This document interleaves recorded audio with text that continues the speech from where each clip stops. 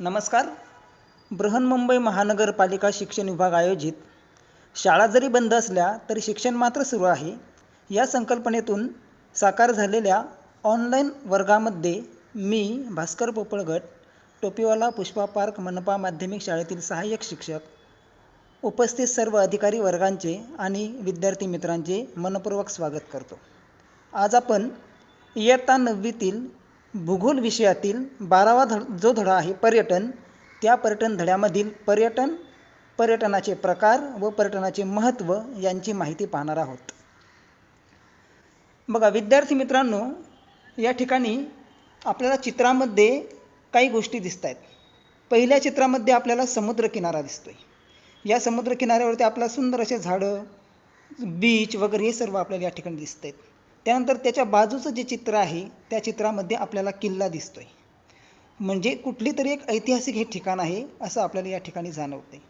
त्यानंतर त्याच्या बाजूचं जे चित्र आहे त्या बाजूच्या चित्रामध्ये आपल्याला अभयारण्य दिसतंय किंवा प्राणी अभयारण्य जे आहे ते प्राणी अभयारण्य आपल्याला त्या ठिकाणी दिसतंय. त्यानंतर खालचं जे चित्र आहे त्या ठिकाणी आपल्याला थंड हवेचं ठिकाण जे आहे ते थंड हवेचं ठिकाण, डोंगर माथा दिसतोय आणि जे अनेक पर्यटक ज्या ठिकाणी उभे आहेत त्या ठिकाणी आपल्याला असं जाणवते की हे थंड हवेचं ठिकाण पाहण्यासाठी या ठिकाणी प्रचंड गर्दी आपल्याला जाणवते. शेवटचं जे चित्र आहे त्या ठिकाणी आपल्याला साईबाबाचं शिर्डीचं मंदिर दिसते. याचा अर्थ हे एक धार्मिक ठिकाण आहे. अशा अनेक वेगवेगळ्या ठिकाणांना आपण भेटी देत असतो. तर या भेटी देण्यामागचा उद्देश आपला वेगळा असतो. कोणता उद्देश तो आपण यामध्ये बघणार आहोत आणि त्यालाच आपण पर्यटन असं म्हणायचं आहे हे आपण माहिती करून घेणार आहोत. बघा ज्या ठिकाणी आपण पर्यटनांना भेटी देत असतो अशा ठिकाणांचं वर्गीकरण साधारणतः एकूण 5 गटांमध्ये आपल्याला झालेलं दिसतं. पहिला गट म्हणजे समुद्रलगतची ठिकाणे, जे आपण चित्रामध्ये सुरुवातीलाच पाहिलेलं आहे. तर समुद्रलगतच्या ठिकाणांचा जर आपण विचार केला तर महाराष्ट्रामधील समुद्रलगतची ठिकाणं कोणकोणती? तर तारकर्ली असेल, गणपतीपुळे असेल, मालवण असेल, अलिबाग असेल किंवा आपल्या मुंबईच्या जवळचं असलेलं केळवा बीच असेल, असे अनेक समुद्रालगतची ठिकाणं ज्या ठिकाणी पर्यटक मोठ्या संख्येने भेटी देत असतात.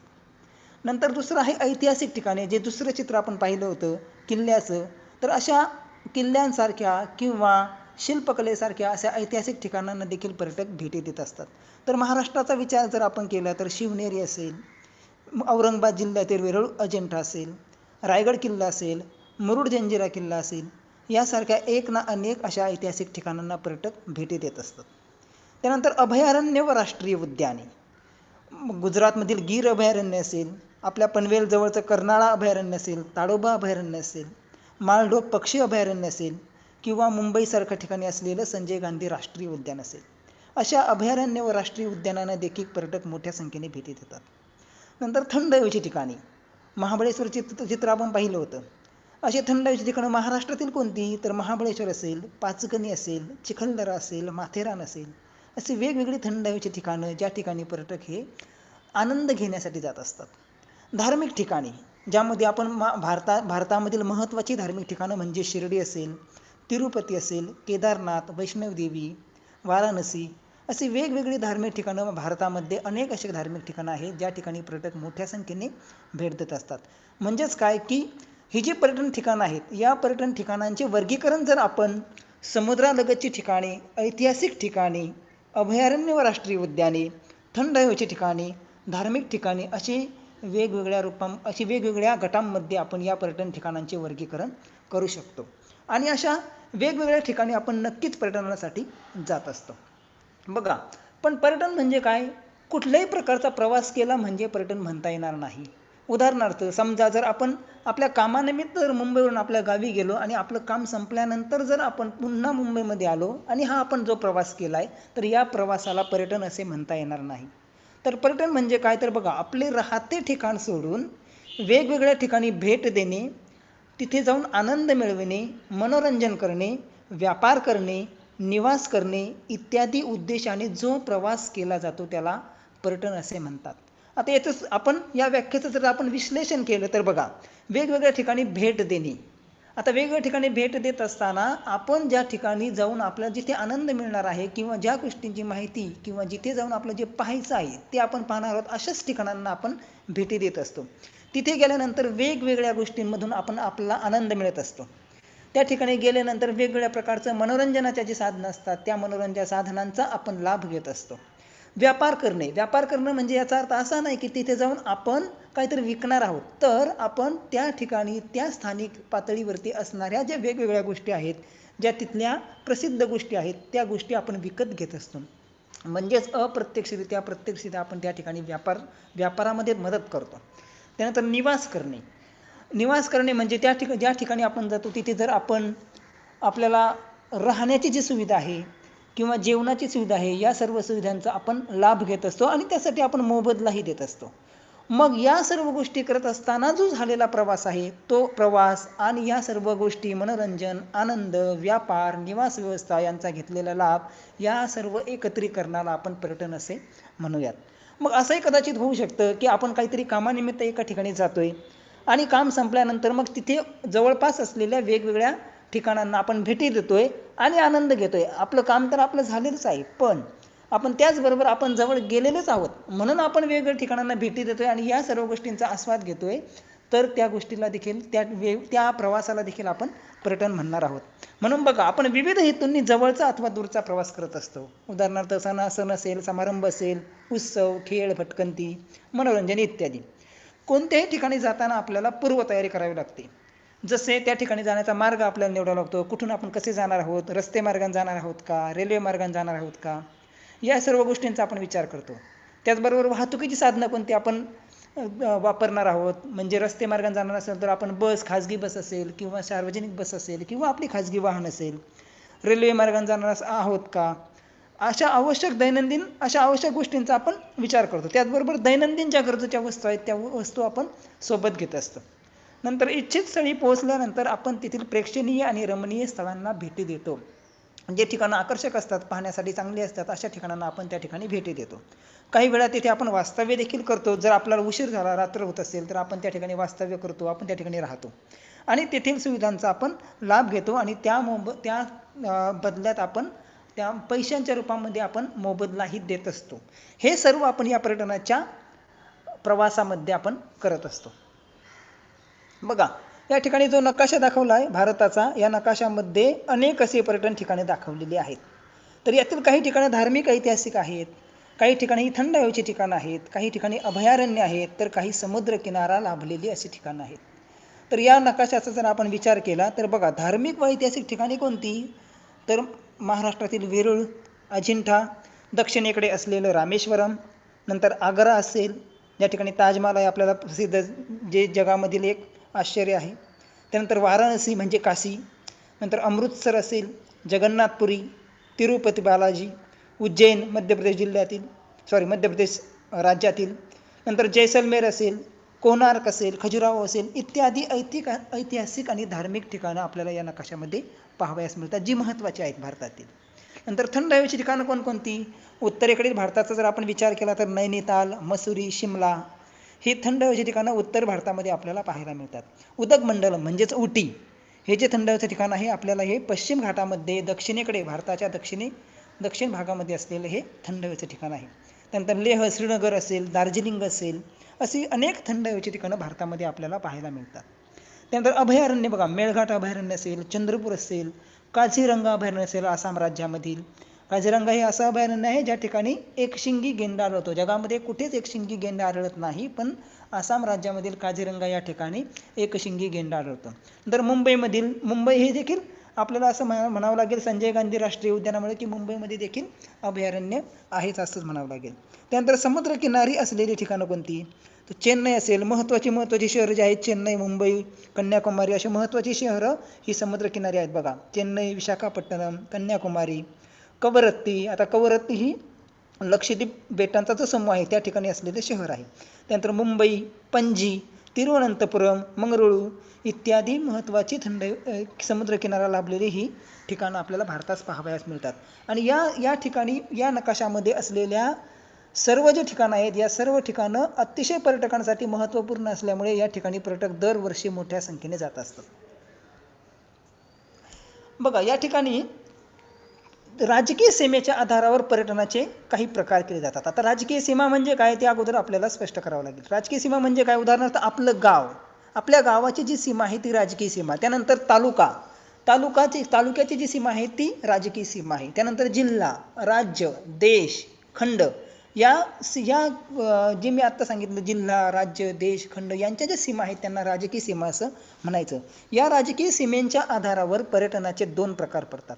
पहिला प्रकार म्हणजे स्वदेशी पर्यटन.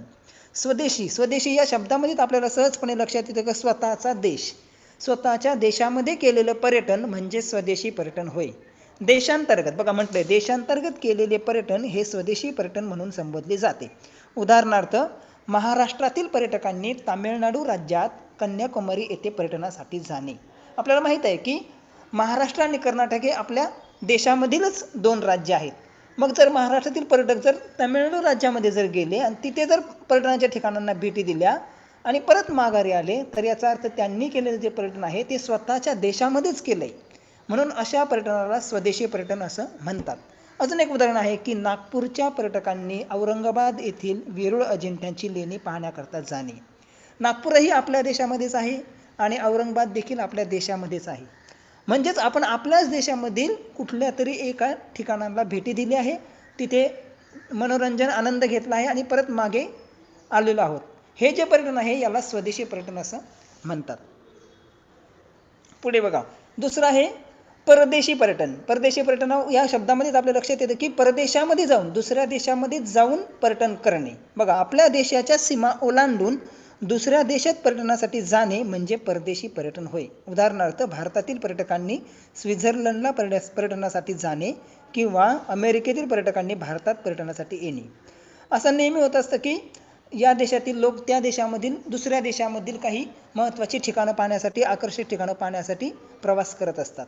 मग जेव्हा भारतातील पर्यटक हे दुसऱ्या देशामध्ये जाऊन पर्यटन करतील त्या पर्यटनाला परदेशी पर्यटन असं म्हणतात.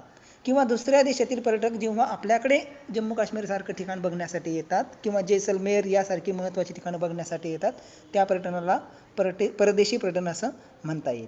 पण स्वदेशी पर्यटनासाठी जरी कुठल्याही गोष्टीची आवश्यकता, कागदपत्रांची आवश्यकता नसली, पण परदेशी पर्यटनासाठी मात्र अनेक कागदपत्रांची पूर्तता आपल्याला करावी लागते. काय तर बघा, परदेशी पर्यटनासाठी पारपत्र म्हणजे पासपोर्ट, परदेशी प्रवेश म्हणजे व्हिसा ज्याला आपण म्हणतो, त्यानंतर निर्गमन परवाना, प्रवासी विमा व इतर आवश्यक कागदपत्रांची पूर्तता आपल्याला करावी लागते. त्याशिवाय आपल्याला परदेशी पर्यटनासाठी जाता येत नाही. परदेशी पर्यटनासाठी ज्या देशात आपण पर्यटन करणार आहोत त्या देशाचे चलन आपल्याकडे असणे आवश्यक असते.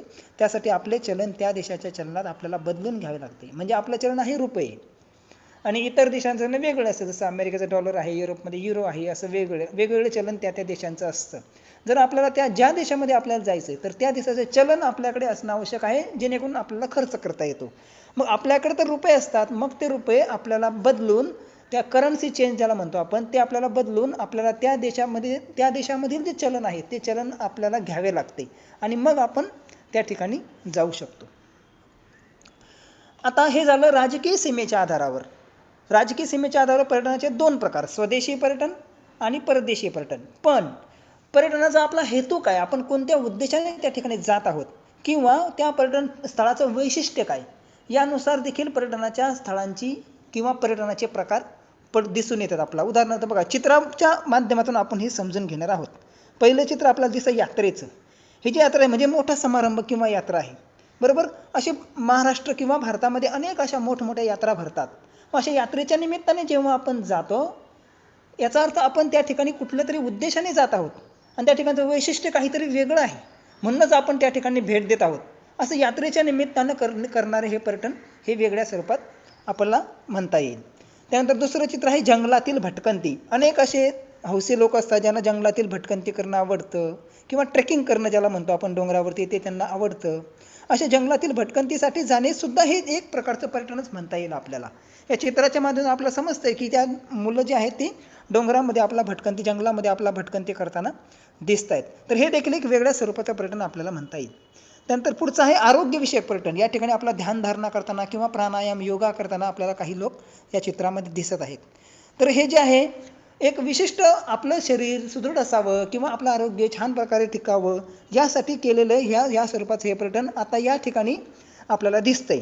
अशा प्रकारचं पर्यटन भारतामध्ये मोठ्या प्रमाणात होत आहे. वेगवेगळ्या ठिकाणी वेगवेगळी अशी अनेक ठिकाणं आहेत ज्या ठिकाणी असे आरोग्यविषयक पर्यटन, ध्यानधारणा, प्राणायाम, योगासने असं या गोष्टींसाठी केलेले आपल्याला अनेक जण आपल्याला त्या ठिकाणी जाताना दिसतात. त्यानंतर अभयारण्य. काही लोकांना फक्त अभयारण्य पाहण्याची हौस असते, तर ते फक्त अभयारण्य पाहण्यासाठी वेगवेगळ्या ठिकाणी जात असतात. तर अशा अभयारण्यासाठी पाहण्यासाठी जाणे म्हणजे त्यांचा एक वेगळा उद्देश असतो, वेगळा त्यांचा हेतू असतो, किंवा त्या पर्यटन स्थळाची वैशिष्ट्ये देखील वेगळी असतात. त्या ठिकाणी फक्त आपल्याला काही प्राणी दिसतील, हिंस्र प्राणी दिसतील, अशा प्राण्यांचं दर्शन आपल्याला त्या ठिकाणी होत असतं. त्यानंतर समुद्र पर्यटन. काहींना फक्त समुद्रमार्गे किंवा समुद्राच्या ठिकाणी त्यांना फिरायला आवडतं. मग समुद्रामधून या किनाऱ्यापासून 2-3 किलोमीटर अंतरावर असलेल्या छोट्याशा बेटावर जाणे वगैरे, अशा ठिकाणचं पर्यटन जे असतं ते समुद्र पर्यटन म्हणून ओळखलं जातं. नंतर दुसऱ्या चित्रामध्ये आपल्याला दिसते साहसी खेळ, स्केटिंग या ठिकाणी आपल्याला दिसते. तर असे काही लोक असतात ज्यांना स्केटिंग करणं आवडतं, साहसी खेळ खेळणं, बर्फावरील स्केटिंग असेल किंवा इतर काही असेल, ट्रेकिंग असेल, असे वेगवेगळे साहसी खेळ जे आहे अशा प्रकारचं पर्यटन काही लोकांना आवडत असतं आणि त्या दृष्टीने ते त्या ठिकाणी, त्या हेतूने त्या ठिकाणी ते जात असतात. त्यानंतर पुढचं आहे समुद्रातील जीवसृष्टी. अशा समुद्रातील जीवसृष्टी पाहण्याची देखील काही लोकांना मजा वाटते आणि मग त्यामुळे त्या ठिकाणी उदाहरणार्थ महाराष्ट्रातील आता तारकर्ली जे आहे या ठिकाणी सुद्धा आता आपण समुद्राखाली जी जीवसृष्टी आहे, उदाहरणार्थ छोटे पक्षी म्हणजे मासे असतील किंवा काही वनस्पती असतील वेगवेगळ्या प्रकारच्या, असं पाहण्यासाठी लोक जाऊ शकतात. पण आता बघा, ज्यावेळी आपण पर्यटनासाठी जात असतो, जर काही ठिकाणं आपण तिथे अगोदर गेलेलो नसेल तर त्यासाठी आपल्याला तिथे जाण्यासाठी मार्ग असतील किंवा त्या ठिकाणी कोणत्या सुविधा आहेत हे सगळं बघण्यासाठी सुद्धा आता आपण आधुनिक तंत्रज्ञानाच्या सहाय्याने, आपल्या मोबाईलच्या सहाय्याने आपण GPS यंत्रणा वापरून या सगळ्या गोष्टी आपण पाहू शकतो. मोबाईलमधील जे आधुनिक भ्रमणध्वनी आहेत, भ्रमणध्वनी म्हणजे मोबाईल, आधुनिक जे भ्रमणध्वनी आहेत यामध्ये उपलब्ध असलेली GPS यंत्रणा किंवा GPS उपकरणाचा वापर पर्यटनासाठी मोठ्या प्रमाणात केला जातो. यासाठी गुगल मॅप यासारख्या ॲप्सचा उपयोग केला जातो. या यंत्रणेतील नकाशामुळे आपण नेमके कुठे आहोत हे कळते.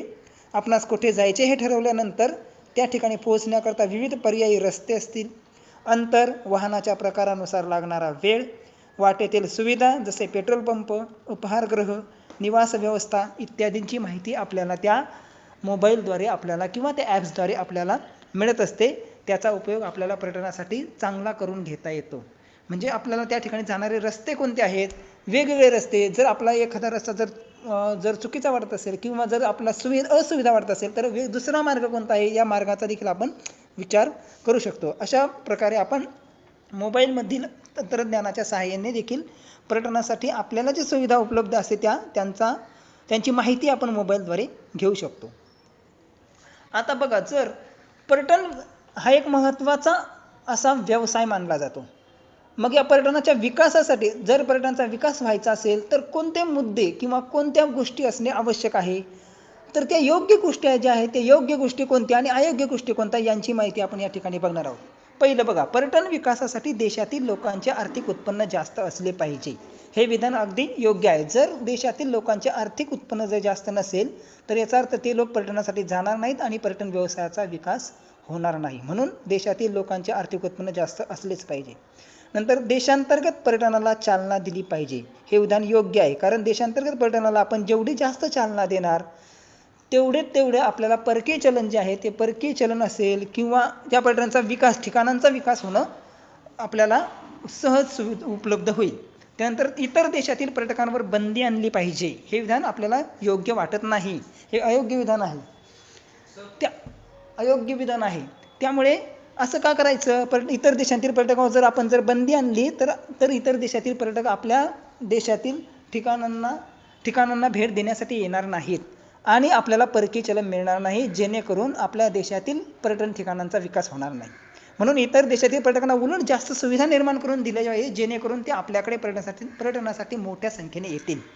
त्यानंतर पर्यटकांना सुरक्षित प्रवासाची हमी दिली गेली पाहिजे. योग्य विधान आहे. जेवढी पर्यटकांना आपण सुरक्षित प्रवासाची हमी देऊ तेवढं पर्यटन मोठ्या संख्येने होईल. त्यानंतर देशाचा सांस्कृतिक वारसा जतन केला पाहिजे. नक्कीच देशाचा सांस्कृतिक वारसा जर आपण चांगल्या प्रकारे जतन केला तर तोच देशाचा सांस्कृतिक वारसा पाहण्यासाठी अनेक पर्यटक त्या ठिकाणी मोठ्या संख्येने भेटी देतील आणि पर्यटन विकास जो आहे तो चांगल्या प्रकारे होऊ शकेल. नंतर पर्यटन व्यवसायासाठी शासकीय सवलती आणि प्रोत्साहन दिले पाहिजे. नक्कीच पर्यटन व्यवसायासाठी शासकीय सवलती जेवढ्या शासनाकडून देता येतील, वेगवेगळ्या योजना आणता येतील आणि प्रोत्साहन देता येईल तेवढं शासनाने दिलं गेलं पाहिजे. त्यानंतर आंतरराष्ट्रीय खेळातील सहभाग वाढवला पाहिजे. हे विधान योग्य आहे. आंतरराष्ट्रीय खेळातील सहभाग जेवढा जास्त वाढवला जाईल तेवढे इतर देशामधील लोकही खेळाडूही आपल्याकडे येतील आणि आपल्या देशातील खेळाडू तिकडे दुसऱ्या देशामध्ये जाऊ शकतील. त्यानंतर जाहिरातीद्वारे पर्यटनास चालना दिली गेली पाहिजे. जाहिरातीद्वारे जेवढे पर्यटन विकासाची जाहिरात आपण टी व्हीवरती बघतो, आपण अमिताभ बच्चन यांना बघतो गुजरात राज्याची जाहिरात करताना असेल किंवा इतर ठिकाणाची जाहिरात करताना अनेक आपल्याला कलाकार दिसतात, सिनेसृष्टीतील लोक दिसतात. ते का करतात? कारण जेवढी जाहिरात जास्त करणार तेवढ्या त्या पर्यटन ठिकाणांची ओळख जी आहे ती लोकांना होईल आणि जेणेकरून लोक त्या ठिकाणी मोठ्या संख्येने भेट देतील. त्यानंतर पर्यटन स्थळांची निगा राखणे आवश्यक आहे. पर्यटन स्थळांची निगा ही राखणे आवश्यकच आहे, कारण जेवढी आपण जास्तीत जास्त चांगल्या प्रकारे त्या ठिकाणी निगा राखू तेवढे ते पर्यटन स्थळं अत्यंत स्वच्छ सुंदर दिसतील आणि त्या ठिकाणी अनेक पर्यटक मोठ्या संख्येने उपलब्ध होऊ शकतील. त्यानंतर विविध क्षेत्रात योगदान देणाऱ्या प्रसिद्ध व्यक्तींच्या वास्तूंचे स्मारक म्हणून जतन केले पाहिजे. जे वेगवेगळ्या क्षेत्रामधील लोक काम करतात, ज्यांनी मोठं योगदान दिलेलं आहे, अशा लोकांचं स्मारक जे आहे, त्यांच्या वास्तूंचं स्मारक जे आहे ते चांगल्या प्रकारे जतन केलं पाहिजे, जपून ते ठेवलं पाहिजे. कारण त्यांचं जे महान कार्य आहे ते पुढच्या पिढीपर्यंत ह्या वास्तूंच्या माध्यमातूनच जाणार आहे आणि जर ते आपण व्यवस्थितपणे जतन करून ठेवलं नाही तर कदाचित ते काळाच्या विस्मृतीमध्ये निघून जातील. त्यामुळे अशा लोकांचं स्मारक आहे ते चांगल्या प्रकारे जतन करून ठेवलं गरजेचं आहे. त्यानंतर पर्यटनासाठी सेवा सुविधांचा विकास झाला पाहिजे. जेवढ्या जास्तीत जास्त सेवा सुविधा त्या पर्यटन ठिकाणामध्ये त्या ठिकाणी उपलब्ध असतील तेवढे पर्यटक त्या ठिकाणी चांगल्या प्रकारे येतात. त्यांना राहण्याची सुविधा चांगल्या प्रकारे मिळते. त्यांना सर्व सुविधा चांगल्या प्रकारे जर मिळत असतील तर त्या पर्यटन ठिकाणाचा विकास जो आहे तो चांगल्या प्रकारे होत असतो. पर्यटन संस्थांवर बंदी घातली पाहिजे. हे विधान अयोग्य आहे. पर्यटन संस्थांवर बंदी घालून जर घातली तर काय होईल? ज्या सुविधा पर्यटन संस्था देतात पर्यटनाच्या विकासासाठी त्या सुविधा बंद होतील आणि जेणेकरून मग त्या पर्यटकांचं त्यांना जे मिळणाऱ्या सुविधा आहेत त्या देखील बंद होऊन जातील. नंतर या व्यवसायाला भरपूर वाव नाही. पर्यटन हा जरी तृतीयक स्वरूपाचा व्यवसाय असला, यामधून कुठल्याही प्रकारची वस्तू जरी निर्माण होत नसली तरी हा एक सेवा व्यवसाय आहे. या सेवा व्यवसायाला भरपूर वाव आहे. काही देश जर असे आहेत जे फक्त पर्यटन, त्यांची अर्थव्यवस्था फक्त पर्यटन या फक्त एका व्यवसायावरती अवलंबून आहे. म्हणून या व्यवसायाला भरपूर वाव आहे. पर्यटन हा अदृश्य स्वरूपाचा व्यापार आहे. पर्यटन हा नक्कीच अदृश्य स्वरूपाचा व्यापार आहे. हा तृतीयक व्यवसाय आहे, सेवा व्यवसाय आहे. त्यामुळे तो अदृश्य स्वरूपाचा व्यापार आहे. पर्यटकांसाठी सर्व प्रकारच्या सोयीसुविधा विकसित केल्या पाहिजेत. नक्कीच पर्यटकांसाठी सर्व प्रकारच्या सोयीसुविधा ज्या ठिकाणी ते राहणार आहेत, ज्या ठिकाणी ते जाणार आहेत, या सर्व ठिकाणी त्या सेवा सुविधा त्यांना विकसित करून दिल्या पाहिजेत. देशाच्या अर्थव्यवस्थेला पर्यटनाचा कोणताही फायदा होत नसतो. हे विधान चुकीचं आहे. देशाच्या अर्थव्यवस्थेला पर्यटनाचा अप्रत्यक्षरित्या का होईना परंतु मोठ्या प्रमाणात फायदा होत असतो. कारण जेव्हा परदेशी आपल्या देशातील लोक जेव्हा आपल्या देशामध्ये पर्यटन करतात तेव्हा तर होतोच, पण जेव्हा परदेशी पर्यटक आपल्याकडे येतात तेव्हा मात्र मोठ्या प्रमाणात आपल्याला परदेशी चलन मिळत असतं. त्यामुळे आपली अर्थव्यवस्था ही चांगल्या प्रकारे बळकट होत असते. त्यामुळे देशाच्या अर्थव्यवस्थेला पर्यटन विकासाचा मोठ्या प्रमाणात फायदा होतो. नंतर इतर स्थळांची सुप्त क्षमता विकसित केली पाहिजे. इतर स्थळांची म्हणजे काय? जे ठिकाणं आजपर्यंत पर्यटकांच्या नजरेत आलेली नाहीत, ती ठिकाणं सुंदर आहेत पण ज्या ठिकाणी लोकांना माहीत नाहीत, अशी ठिकाणंसुद्धा त्या ठिकाणी सेवा सुविधा चांगल्या उपलब्ध करून प्रवासाचे असतील, इतर असतील, हे ठिकाणंसुद्धा पर्यटकांसाठी खुले केले पाहिजेत. हे लोकांसमोर आणले पाहिजेत. नंतर गडकिल्ल्यांचा विकास केला पाहिजेत. गडकिल्ला हा आपला एक ऐतिहासिक ठेवा आहे. ऐतिहासिक ठेवा म्हणून तर आपण तो जतन केला पाहिजेच. जेव्हा हा ठेवा आपण ऐतिहासिक ठेवा म्हणून जतन करू तेव्हा आपोआपच या ठिकाणी निर्माण होणारे जे पर्यटन आहे ते पर्यटन आपोआप त्या ठिकाणचा विकास होईल आणि त्याचा फायदा आपल्या देशाच्या अर्थव्यवस्थेला होईल. म्हणून या सर्व ज्या योग्य वाटणाऱ्या गोष्टी आहेत, या सर्व योग्य वाटणाऱ्या गोष्टी आपण चांगल्या प्रकारे केल्या पाहिजेत आणि अयोग्य गोष्टी ज्या पर्यटनाला मारक आहेत त्यांच्यामध्ये आपण दुरुस्ती केली पाहिजे. बघा, पर्यटन हा एक महत्त्वाचा तृतीयक व्यवसाय आहे. या व्यवसायातून प्रदेशाच्या नैसर्गिक, सामाजिक, सांस्कृतिक स्थितीची ओळख जगाला होत असते. सर्व गोष्टी जगाला या पर्यटन व्यवसायामधून कळतात. नैसर्गिक गोष्टी कळतात, सामाजिक गोष्टी म्हणजे कसं, उदाहरणार्थ समजा राजस्थानसारख्या ठिकाणी जर परदेशी पर्यटक आले तर त्या ठिकाणची असणारी संस्कृती जी आहे, लोक कसे राहतात, त्या ठिकाणी कसे लोक जगतात किंवा त्यांचे कसे सण समारंभ आहे, या सर्व गोष्टींची ओळख जगाला या पर्यटनाच्या माध्यमातूनच होत असते. नंतर देशी पर्यटकांप्रमाणे अनेक परदेशी पर्यटक प्रदेशातील विविध ठिकाणांना भेटी देतात. त्यामुळे देशाच्या अर्थव्यवस्थेत परकीय चलनाची भर पडते. या फायद्यांशिवाय पर्यटन स्थळांचा विकास होणे, तेथील लोकांना रोजगार उपलब्ध होणे इत्यादी गोष्टी देखील या पर्यटनामुळे सहज शक्य होतात. लोकांना त्या ठिकाणी रोजगार मिळतो. अनेक असे कोकणातील असे अनेक ठिकाणं आहेत ज्या ठिकाणी दुसरं काहीही लोकांना त्यांना उदरनिर्वाहाचं साधन नाही, पण फक्त पर्यटन या एका गोष्टीवरतीच त्यांचा उदरनिर्वाह चांगल्या प्रकारे होताना आपल्याला जेव्हा आपण त्या ठिकाणी जातो तेव्हा आपल्याला नजरेस पडतं. म्हणजेच लोकांना त्या ठिकाणी या पर्यटनामुळेच फक्त त्यांना रोजगार उपलब्ध झालेला आहे आणि त्यांना तिथे रोजगार उपलब्ध झाला की आपोआप त्या पर्यटन स्थळाचा विकास होणार आहे. म्हणून पर्यटनाचे महत्त्व लक्षात घेऊन स्थानिक रहिवासी प्रदेशातील निसर्गाचे संस्कृतीचे जतन करण्याबाबत सजग बनतात. ते काय करतात, त्यांना माहीत असतं की स्थानिक रहिवासी आपण जर ही ठिकाणं चांगली ठेवली तरच पर्यटक आपल्याकडे आकर्षित होतील आणि ते आकर्षित झाले की आपल्याला मोठ्या प्रमाणात रोजगार उपलब्ध होईल, त्यातून आपला उदरनिर्वाह असेल किंवा आर्थिक विकास जो आहे तो आपल्याला होत असतो. म्हणून ते ठिकाणं चांगले ठेवणं हे त्यांना माहीत असतं आणि त्याबद्दल ते सजग असतात. नंतर पर्यटनाच्या विकासासाठी विविध माध्यमातून जाहिरात केल्यास पर्यटन व्यवसायाची वाढ होण्यास मदत होते. जाहिरातीचा नक्कीच असा फायदा होतो, पर्यटन विकास होत असतो. बघा, पर्यटनाला चालना देण्यासाठी त्याचे विविध प्रकार उदयास येत आहेत. त्यापैकी एक म्हणजे पर्यावरण स्नेही पर्यटन. आता पर्यावरण स्नेही पर्यटन म्हणजे काय? बघा, वाढती लोकसंख्या असेल, प्रदूषण असेल, नागरीकरण असेल, यामुळे पर्यावरणाचा ऱ्हास होत आहे. असे लक्षात आल्यानंतर पर्यावरण स्नेही पर्यटन ही संकल्पना पुढे आली, ज्यामध्ये पर्यटनाचा हा एक पर्यावरणपूरक प्रकार आहे. पर्यटन करत असताना पर्यटकांकडून पर्यावरणाला हानी पोहोचणार नाही, नंतर पर्यावरणाचा ऱ्हास होणार नाही याची काळजी घेतली जाते. असे पर्यटन म्हणजे पर्यावरण स्नेही पर्यटन असते. मग आपण अशा अनेक ठिकाणं बसतो ज्या ठिकाणी लोक फिरायला जातात पण त्या ठिकाणी कचरा करतात, घाण करतात आणि त्यामुळे काय झालं, त्यामुळे प्रदूषण जे आहे ते मोठ्या संख्येने वाढत चाललं आहे. म्हणून जेव्हा ही समस्या जाणवायला लागली त्यानंतर मात्र पर्यावरण स्नेही पर्यटन ही संकल्पना उदयास आली, ज्यामध्ये पर्यटन करत असताना ती जी ठिकाणं आहेत ती ठिकाणं सुंदर तशीच राहावीत, त्यांचं पावित्र्य अबाधित राहावं यासाठी त्या ठिकाणी कोणत्याही प्रकारचा कचरा करू नये, पर्यावरणाचा ऱ्हास होणार नाही अशा पद्धतीने पर्यटकांनी वागावं, अशा प्रकारचं या पर्यावरण स्नेही पर्यटनामध्ये उद्देश असतो. मग ही संकल्पना आता हळूहळू पुढे येत आहे आणि या पर्यटनाद्वारे पर्यटनस्थळी कचरा न करणे, बघा, घाण टाकणे, ध्वनी प्रदूषण टाळणे, वृक्ष व वन पक्षांना इजा न पोहोचवणे इत्यादीची दक्षता घेतली जाते. याचबरोबर अलीकडच्या काळात कृषी पर्यटन ही संकल्पना उदयास आली आहे. म्हणजे शेतीला भेट देणे, वेगवेगळ्या प्रकारचे शेतीचे प्रदर्शनं बघणे, असे वेगवेगळ्या प्रकारचे कृषी प्रदर्शन जे असतात ते बघणे किंवा ज्या ठिकाणी चांगल्या प्रकारे शेती केली जाते त्या शेतीच्या ठिकाणी भेटी देणे, असं जे पर्यटन असतं त्याला कृषी पर्यटन असं म्हणतात. मग शहरापासून दूर प्रदूषणमुक्त अशा ठिकाणी शेती संबंधित क्रियांची सांगड घालून कृषी जीवनाचे दर्शन घडवले जाते. ते पाहण्यासाठी पर्यटकांना आकर्षित केले जाते, त्यास कृषी पर्यटन असे म्हणतात. कृषी जीवनाचे म्हणजे शेती कशा प्रकारे केली जाते किंवा त्यामध्ये कोणकोणते प्रयोग राबवले जातात, असे प्रयोग पाहण्यासाठी देखील पर्यटकांना आकर्षित केले जातं. अशा प्रकारच्या पर्यटनाला कृषी पर्यटन असं म्हणतात. बघा, शहरी जीवनशैलीत बदल म्हणून लोकांनी शेतात जाऊन राहणे, शेतकऱ्यांकडून सशुल्क पाहुणचार स्वीकारणे यांचा कृषी पर्यटनामध्ये समावेश होतो. जे शहरातील लोक आहेत ते नक्कीच अशा कृषी शेतीच्या ठिकाणी भेट देत असतात आणि त्या ठिकाणी राहतात, त्या ठिकाणी आनंद घेतात. हे पर्यटन जे आहे कृषी पर्यटनामध्ये मोडते. महाराष्ट्रातील पुणे आणि कोल्हापूर जिल्ह्यात कृषी पर्यटनासाठी उत्तम पर्यटन स्थळे विकसित झालेली आहेत. नंतर पुढचा पर्यटनाचा एक प्रकार म्हणजे चित्रपट पर्यटन. आता चित्रपट पर्यटन म्हणजे काय? बघा, चित्रपट पर्यटन हा पर्यटनाचा एक नवीन प्रकार आहे. ज्या ठिकाणी चित्रपटाचे चित्रीकरण केले जाते तेथे येणाऱ्या लोकांची गर्दी पाहता चित्रपट पर्यटन संकल्पना पुढे आली. आपण सैराट चित्रपटाच्या वेळी आपण पाहिलं होतं, आपला न्यूज पिक्चर जेव्हा चित्रपट प्रदर्शित झाला, लोकांना प्रसिद्ध झाला आणि त्यानंतर मग आपल्याला न्यूजमध्ये अनेक वेळा असं पाहायला मिळालं की ज्या ठिकाणी त्या चित्रपटाचं शूटिंग झालेलं आहे त्या सर्व ठिकाणी अनेक पर्यटक मोठ्या संख्येने भेटी देत होते. विहीर असेल किंवा ते बारव असेल किंवा ते मंदिर असेल, या सर्व ठिकाणी किंवा ते धरण असेल म्हणजे उजनीत जे धरण असेल त्या ठिकाणी अनेक पर्यटक मोठ्या संख्येने त्या ठिकाणी भेटी देत होते. या माध्यमातून आपल्याला हे लक्षात आलं आहे की चित्रपट पर्यटन हे देखील आता मोठ्या प्रमाणात ही संकल्पना पुढे आली आहे.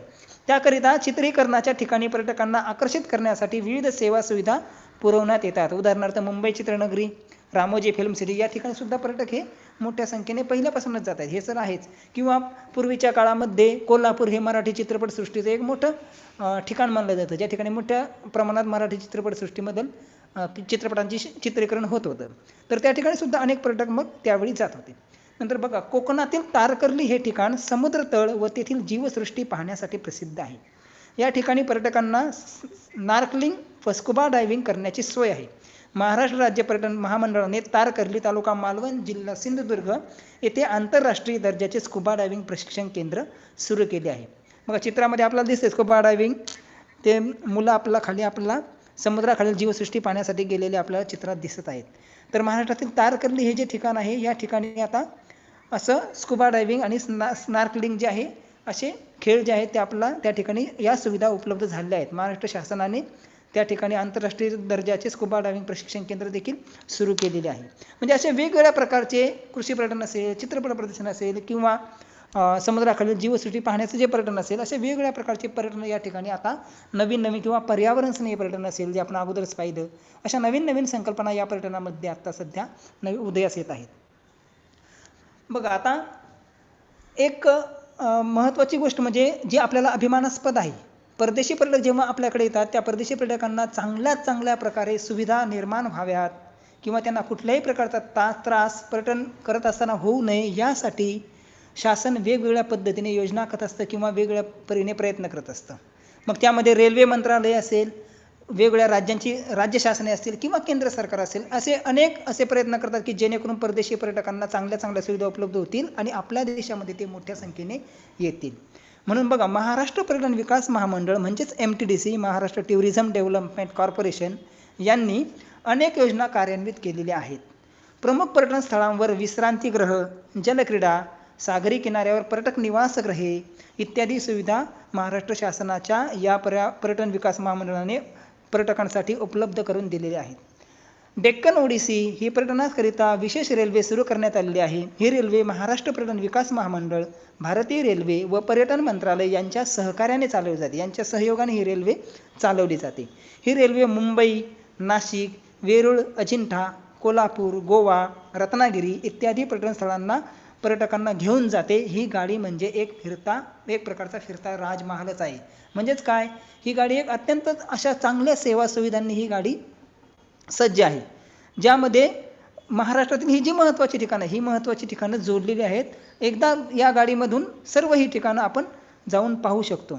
त्यामुळे पर्यटकांसाठी एक विशेष अशी रेल्वे म्हणून ही फक्त पर्यटकांसाठी ही डेक्कन ओडिसी नावाची रेल्वे ही महाराष्ट्र विकास महामंडळ आणि रेल्वे मंत्रालयाच्या सहकार्याने चालवली जाते. अशाच प्रकारची दुसरी विशेष रेल्वे म्हणजे पॅलेस ऑन व्हील्स या नावाने ओळखली जाते. ही रेल्वे दिल्ली, जयपूर, उदयपूर, भरतपूर, आग्रा, दिल्ली असा प्रवास ही रेल्वे करत असते.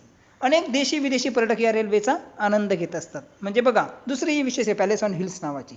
त्यानंतर भारतीय रेल्वेने पर्यटनाचे खास आकर्षण म्हणून पारदर्शक छताचा डब्बा म्हणजे विस्डोम, ज्यामधून आपला वरचं जे दृश्य आहे, घाटातून जात असताना वरचे जे डोंगराचं दृश्य आहे ते आपला पारदर्शक छताचा डब्बा असल्यामुळे दिसतं, अशी रेल्वेगाडी भारताने नुकतीच सुरू केली आहे. ही रेल्वे विशाखापट्टणम ते किरंदल मार्गावर धावते. या रेल्वेमध्ये संपूर्ण वातानुकूलित व काचेचा छत असलेला डबा असून यात बसून अराकू खोरे, अनंतगिरी घाटमाथा, बोरा गुहा या निसर्ग समृद्ध प्रदेशाचे विहंगम दृश्य आपल्याला अनुभवता येणार आहे. आता बघा भारतातील पर्यटन विकासाचे महत्त्व म्हणजे पर्यटन विकासाचं महत्त्व काय, जर पर्यटन विकास झाला तर कोणकोणत्या प्रकारे आपल्याला याचा फायदा होईल. तर बघा भारत देश निसर्गदृष्ट्या व सामाजिकदृष्ट्या वैविध्यपूर्ण आहे. अनेक प्रकारचे निसर्ग सौंदर्य भारतामध्ये आहे. शिवाय अनेक प्रकारच्या सण समारंभ, वेगवेगळ्या प्रकारच्या रूढी परंपरा भारतामध्ये आपल्याला पाहायला मिळतात. त्यामुळे भारतामध्ये पर्यटनाला भरपूर वाव आहे. भारतातील निसर्ग समृद्धता, आकर्षक भूदृश्ये, हिमालयासारखे उत्तुंग पर्वत, नंतर रमणीय सागर किनारे पर्यटकांना आकर्षित करतात. याचबरोबर भारतीय संस्कृतीतील विविधता, सण, उत्सव, परंपरा, पोशाख, भारतातील मसाल्यांपासून बनवलेले वैविध्यपूर्ण अन्नपदार्थ व भारतीयांचे सौजन्यपूर्ण आदरातिथ्य यामुळे पर्यटनासाठी भारतात खूप संधी आहे. या सर्व गोष्टी भारतासाठी खूप महत्त्वाच्या आहेत. म्हणजे भारतातील सांस्कृतिक विविधता असेल, सण उत्सव परंपरा, पोशाख असतील किंवा भारतातील खाद्यपदार्थ असतील, पंजाबसारख्या ठिकाणचे वेगवेगळे असे खाद्यपदार्थ असतील आणि भारताला लाभलेले निसर्ग सौंदर्य असेल, यामुळे भारतामध्ये पर्यटन हे मोठ्या प्रमाणात होत असते. आणि त्यामुळे शिवाय भारतातील लोकांचे जे आदरातिथ्य आहे, म्हणजे इतर लोक जर आपल्याकडे आले तर कसं पाहुणचार आपण त्यांचा करतो, हे जे आहे हे अनेक देशातील लोकांना भावतं. त्यामुळे भारतात पर्यटनासाठी मोठ्या संधी आहेत. आणि जर पर्यटनाचा विकास होत राहिला तर नक्कीच आपल्याला या पर्यटन आणि आर्थिक विकास किंवा पर्यटन आणि पर्यावरणीय विकास, पर्यटन आणि आरोग्य यांचा संबंध आणि याच्या माध्यमातून आपल्याला हे कसं सुदृढ करता येईल हे आपल्याला बघायचं आहे. बघा पर्यटन व आर्थिक विकास, बघा पर्यटन विकासातून भारतीय अर्थव्यवस्थेला मोठा फायदा होतो. पर्यटनातून उपहारगृहे म्हणजे हॉटेल्स, दुकाने, वाहतूक व्यवस्था, मनोरंजनाची ठिकाणे इत्यादी घटकांचा विकास होऊन अर्थव्यवस्थेस प्रत्यक्ष फायदा होतो. कारण आपल्याला परकीय चलन मिळतं किंवा आपल्या देशाचं चलन हे नेहमी या पर्यटनाच्या व्यवसायातून हे फिरतं राहतं. त्यामुळे अर्थव्यवस्थेत त्याचा फायदा होतो. त्याचबरोबर पायाभूत सुविधांचा विकास होतो. नंतर रोजगार निर्मिती होते. यातून अर्थव्यवस्थेला अप्रत्यक्ष फायदा होतो. पर्यटन हे आर्थिक विकासात महत्त्वाची भूमिका बजावते. म्हणून पर्यटन हा एक अदृश्य स्वरूपाचा व्यापार आणि मोठा व्यापार समजला जातो. त्यानंतर पर्यटन व पर्यावरणीय विकास. पर्यटनामधून पर्यावरणाचा विकास कसा साध्य केला जातो बघा. पर्यावरणीय विकासासाठी पर्यटन उपयुक्त ठरते. कारण ज्या वेळेला आपण पर्यटन तिथे जात असतो त्यावेळेला ती ठिकाणं अत्यंत सुंदर आणि आकर्षक असायला पाहिजे असं मत असतं. आपलं तर असं तर मत असतं. आणि जर ती तशी सुंदर किंवा आकर्षक ठेवली नाही तर पर्यटक तिथे जाणार नाही. म्हणून ती ठिकाणं अतिशय चांगली ठेवण्याचा प्रयत्न केला जातो आणि आपोआपच त्या पर्यावरणाचा मग त्या ठिकाणी विकास होतो. म्हणून पर्यटन उद्योगाच्या गरजेतून नैसर्गिक ठिकाणे, अभयारण्ये, राष्ट्रीय उद्याने यांचा विकास करण्यासाठी शासनाकडून आर्थिक गुंतवणूक केली जाते. शासन त्याकडे लक्ष देतं जेणेकरून ही ठिकाणं चांगली राहतील आणि त्यांचा पर्यावरणीय विकास होईल. नंतर पर्यावरणपूरक पर्यटन या संकल्पनेतून पर्यावरणाची योग्य ती काळजी घेऊन पर्यटन स्थळांचा विकास केला जातो. निवासस्थाने असतील, रिसॉर्ट्स असतील, वाहतुकीचे मार्ग असतील इत्यादी घटकांची रचना देखील पर्यावरणपूरक पद्धतीने केली जाते. या विकासात वीज, पाणी यांचा काळजीपूर्वक वापर केला जातो. पुनर्वापर संकल्पना देखील वापरली जाते. नंतर पर्यावरणाची नैसर्गिक स्थिती राखून पर्यटन विकसित केले जाते. म्हणजे थोडक्यात पर्यटन जे ठिकाण आहे त्या ठिकाणचं पर्यावरण हे चांगल्या प्रकारे कशा पद्धतीने राहील त्याचा विचार शासनाच्या माध्यमातून केला जातो आणि वेगवेगळ्या योजना आखून मग या पर्यावरणीय विकासासाठी मदत केली जाते. नंतर पर्यटन व आरोग्य. बघा भारतामध्ये काही पर्यटक हे आरोग्य सुविधा घेण्यासाठी येतात. येथील पर्यटन स्थळांना भेटी देण्याबरोबरच भारतीय आयुर्वेद, योगशास्त्र, प्राणायाम यातून शारीरिक सुदृढता व मनशांती मिळावी यामागील त्यांचा हेतू असतो. अनेक परदेशी पर्यटक त्या ठिकाणी येत असतात. काही उपचार घेण्यासाठी येतात. भारतातील आयुर्वेदसारखे उपचार असतील, योगशास्त्र असतील, प्राणायाम यासारख्या गोष्टींसाठी अनेक परदेशी पर्यटक आपल्याकडे येत असतात आणि त्यांना शारीरिक सुदृढता मिळावी किंवा मनशांती लाभावी असा त्यांचा उद्देश असतो. म्हणजे थोडक्यात त्यांनी पर्यटन तर केलेच पण त्याचबरोबर त्यांचं आरोग्य याचाही त्यांनी विचार केलेला आहे. बघा भारतामधील रुग्णालयात मिळणारे उपचार, केल्या जाणाऱ्या शस्त्रक्रिया या तुलनेने कमी खर्चात होत असल्यामुळे देखील जगातील अनेक देशातून रुग्ण भारतात येतात. अशा व्यक्तींना लागणाऱ्या सेवा सुविधांमधून वैद्यकीय पर्यटन विकसित होत असते. त्यानंतर पुढचं आहे पर्यटन व सामाजिक विकास. पर्यटनाच्या माध्यमातून काही वैशिष्ट्यपूर्ण सामाजिक प्रकल्पांचा विकास होऊ शकतो. उदाहरणार्थ ग्रामीण संस्कृती, आदिवासी जीवन व संस्कृती यांसारख्या घटकांचा पर्यटनात समावेश केल्यास पर्यटनाला सामाजिक दिशा मिळते व समाजातील उपेक्षित घटकांचा विकास करता येतो. म्हणजेच आपण ज्या वेळेला असं पर्यटन होत असतं त्यावेळेला लोक असे काही आदिवासी ठिकाणं असतील किंवा ज्या ठिकाणी काही वेगळी संस्कृती आहे ती पाहण्यासाठी लोक जात असतात. मग आपोआपच त्या संस्कृतीची आणि आदिवासी जीवनाची ओळख ही जगाला होत असते. त्यामधून समाजाचा देखील विकास होत असतो. महाराष्ट्रातील मेळघाटमधील आदिवासी जीवन, समाजसेवक बाबा आमटे यांचा आनंदवन प्रकल्प, राळेगणसिद्धी, हिवरे बाजार यांसारख्या आदर्श गावांना भेट देणे इत्यादी सारख्या पर्यटनातून सामाजिक जाणीव निर्माण होते व तेथील विकासाला चालना मिळते. म्हणून भारतात अशा प्रकारच्या पर्यटनाला मोठा वाव आहे आणि भविष्यकाळात भारतातील अर्थव्यवस्थेत पर्यटन हा एक महत्त्वपूर्ण घटक ठरू शकेल. आता जेव्हा पर्यटनासाठी आपण जातो तेव्हा आपण काय लक्षात ठेवले पाहिजे तर समुद्र किनाऱ्यावर फिरायला गेल्यावर भरती ओहोटीच्या वेळापत्रकाची माहिती आपल्याला असणं गरजेचं आहे जेणेकरून कुठल्याही प्रकारचा धोका आपल्याला निर्माण होणार नाही. नंतर स्थानिक मार्गदर्शकाशिवाय समुद्रकिनारा, पर्वताचे कडे, वनप्रदेश, अपरिचित गुहा किंवा इतर स्थळांच्या ठिकाणी जाऊ नये जेणेकरून स्थानिक लोकांना त्या ठिकाणची संपूर्ण माहिती असते कुठे धोका आहे किंवा कुठे काय आहे आणि त्यांच्याकडून माहिती घेतल्याशिवाय अशा ठिकाणांना आपण भेटी देणे योग्य ठरणार नाही. नंतर समुद्र किनाऱ्यावरील कठड्यांवर, पर्वतांच्या कड्यांवर जंगली प्राण्यासोबत सेल्फी काढण्याचा मोह टाळला पाहिजे. आपला अनेक बातम्यांमधून आपलं असं दिसतं की सेल्फी काढताना पाय घसरून पडले किंवा असं धोका निर्माण झाला तर असं न करता अशा ठिकाणी आपण सुरक्षित असं राहिलं पाहिजे. त्यानंतर समुद्राच्या खोल पाण्यात उतरण्याचा व पोहण्याचा मोह आपण शक्यतो टाळला पाहिजे. नंतर पर्यटनस्थळे आपण स्वच्छ ठेवली पाहिजेत. नंतर पर्यटनस्थळी असलेल्या प्राण्यांना, पक्ष्यांना इजा होणार नाही याची दक्षता आपण घेतली पाहिजे. नंतर पर्यटनस्थळी लावलेल्या फलकांवरील जे सूचना असतात त्यांचं आपण तंतोतंत पालन केलं पाहिजे. अशा प्रकारच्या जर आपण जर खबरदारी आपण घेतली तर नक्कीच ही पर्यटनस्थळे सुरक्षित राहतील आणि भारताला पर्यटनाचा नक्कीच फायदा होईल. धन्यवाद.